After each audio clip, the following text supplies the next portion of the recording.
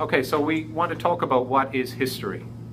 And many people think that history is the story of what happened. Columbus sailed the ocean blue in 1492, and just tell me the facts. Just tell me the facts about history. But in fact, there's a lot more to history than that. History is a discipline. History is a discipline like medicine, like law, and other fields like that have rules and ways of doing things. So just like doctors all do things the same way, historians must also do things the same way. So that's the first point about history. It's a discipline.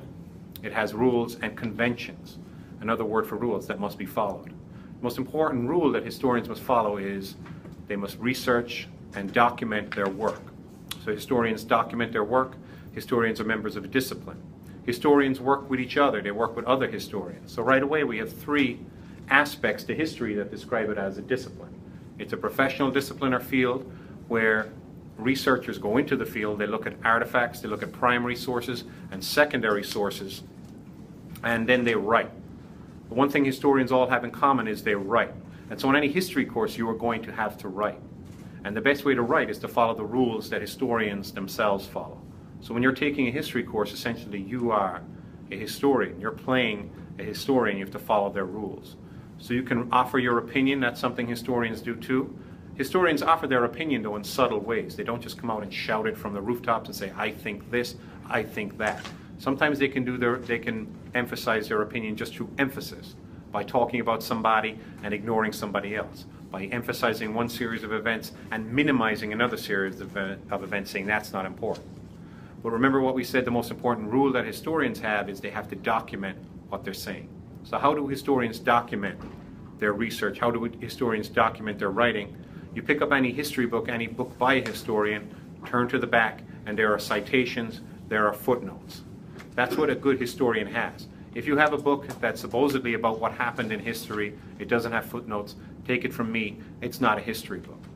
So that's the discipline of history in a nutshell. It's a field with individuals who collaborate and all follow the same rules. They look at primary sources from the original events. They look at secondary sources, what other historians and other people have written about the events. They write up and emphasize what they think is important. They back it up with evidence, with quotes, with citations, with footnotes. Those are the ingredients that all historians have. They have a sense of time and place. Historians should know where in the world and when in the world things happen. So when you're reading a history book, when you're reading a history paper, you should know when and where things happen. That's why historians should also always know their geography. So those are the basic tenets. We've spelled out about 5, 6 or so tenets of history. You should know those before you even embark on writing any history paper. If you write and you want to rewrite, look at your history paper. How many of those aspects do you have? Have you shown time and place? Have you sprinkled in primary sources and secondary sources? Have you referred to text? Have you used quotes?